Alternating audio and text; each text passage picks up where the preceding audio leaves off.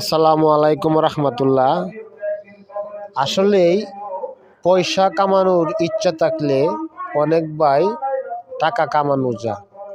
দেখেন এই যে বাইরে আছে শীতের রাত্র, ওনারা জীবন জীবিকার তাগিদে কেউ জিলাপি বানাচ্ছে, কেউ হালিম বানাচ্ছে, কেউ চটপটি নিয়ে আসছে, অনেক কিছু উঠেছে শুধু জীবন জীবিকার জন্য।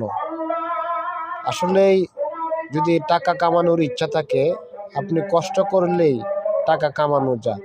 তবে ব্যবসা হালাল, হালালকে আমরা যেন বেহালাল না করি। হালাল রুজিকে আল্লাহ পাক কুপ্রাধান্য দিয়েছেন।